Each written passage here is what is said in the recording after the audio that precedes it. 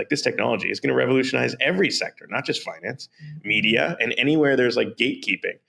And in no sector is perhaps there more gatekeeping than like entertainment. Like look at Hollywood. And so we've seen a lot of experiments pop up of like helping creators um, like find additional funding models, right? Like Angel Studios is an example of like people kind of more on the right trying to fund creators creating content that's more conservative.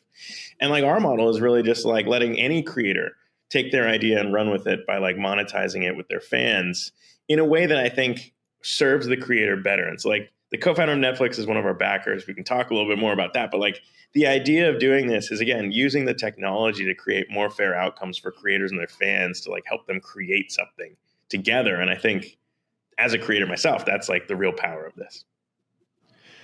And I think it's interesting because it's like the next evolution, as you alluded to earlier, of this kind of like the Substackization of like independent media where, or it's like, okay, I can easily, I can create this content, I can distribute it pretty easily, and then I can ask people to subscribe to it. I can generate some revenue for myself that way.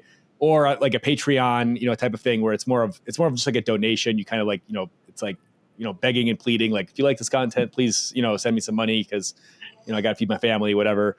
And I think, what we've learned over the past couple of years, ever since kind of the Substack wave took off and maybe like 2020, 2021-ish, when like all of a sudden everybody had their own newsletters and things, is that this isn't really like, there's a place for this stuff, but it's not really like a viable, like it's very difficult to actually like make a living doing this type of thing as an independent journalist, like unless you're like a Glenn Greenwald or something, or a Barry Weiss or one of these types of people with already a very large personal brand. And I think like the other side on like the Patreon side, it's really more, you're just kind of relying on people's generosity, right? And you have to kind of, pass the collection plate around, essentially trying to, kind of beg for scraps from people.